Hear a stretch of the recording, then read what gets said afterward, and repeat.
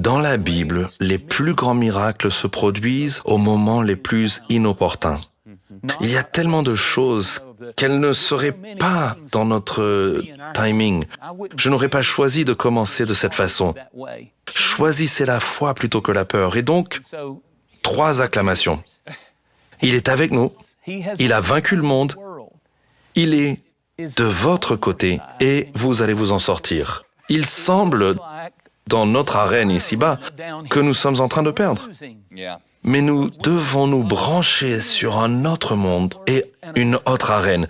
Vous savez quoi? Si vous prenez la Bible et la mettez à l'oreille comme une radio, elle ne vous dira jamais « vous avez raison, c'est mauvais, ça ne va jamais s'empirer ». Vous devriez... Si vous lisez la Bible, c'est la Bible qui vous lira. Et si vous êtes découragé, elle vous parlera d'encouragement. Et si vous pensez à abandonner, elle commencera à vous dire que vous ne pouvez pas abandonner maintenant. C'est incroyable, quand je lis ce livre, elle me lit. Amen. Et ce que nous devons comprendre, c'est que nous devons nourrir nos esprits sur la victoire qui vient d'une arène plus grande. Dieu est en train de préparer quelque chose. Dieu va faire quelque chose à travers cela qui est au-delà de tout ce que nous pouvons imaginer. Dieu va déverser son esprit sur toute chair.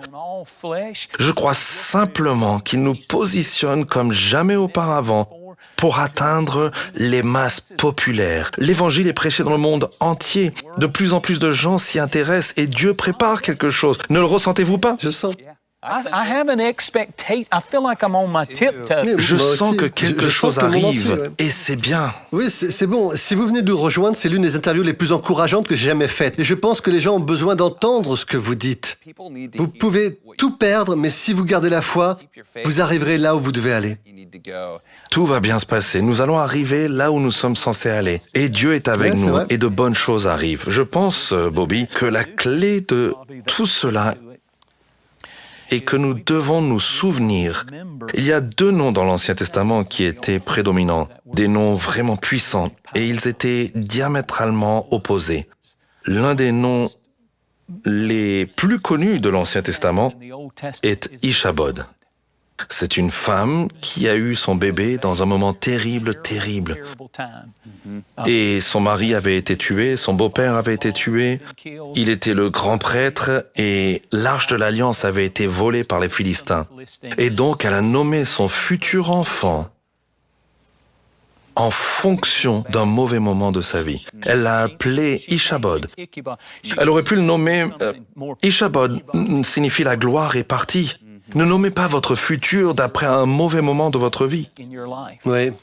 Et quand elle a appelé Ichabod, ça voulait dire la gloire est partie. Et j'aimerais ajouter rapidement que l'arche est revenue.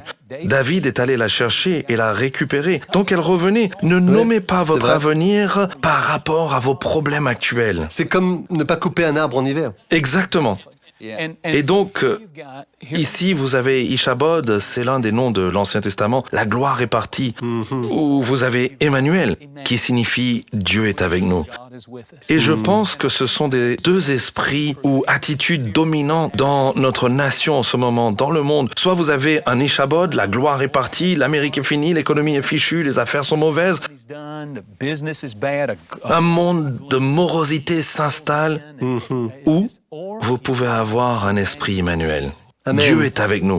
Dieu est avec nous. Dieu est avec nous. Et je ne veux pas d'un esprit Ichabod sur moi. Oui, moi non plus. J'ai de bonnes nouvelles. Emmanuel, nous ne marcherons pas sur cette ère d'Ichabod. Ce n'est plus ce que c'était. Ce n'est pas l'économie est mauvaise, je te le dis. Emmanuel, Dieu est avec nous. Il est pour nous, il est en nous. Et nous allons voir le retour. Ne vous réjouissez pas sur moi, ô mes ennemis, quand je tomberai, je me lèverai. Quand je suis assis dans les ténèbres, il sera une lumière pour moi. Amen. Je pense que la chose la plus difficile sera pour les gens de surmonter le sentiment de... Quel est le mot? J'ai toujours envie de dire paresse.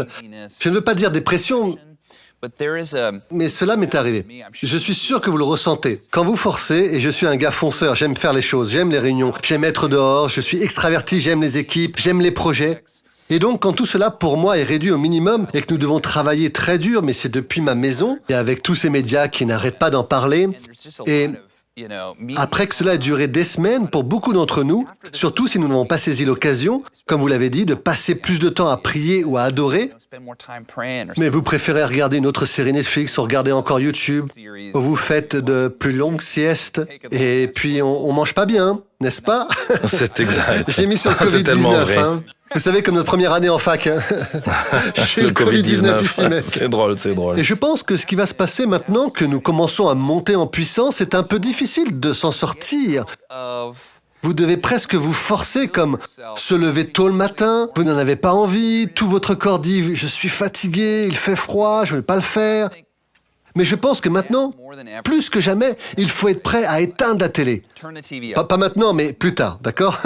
Éteindre la télé, poser son téléphone, se mettre au travail, sortir et faire des choses, faire quelque chose. Vous ne croyez pas que ça va être la clé? Je pense qu'il va être très difficile de surmonter ce sentiment de paresse, de flânerie.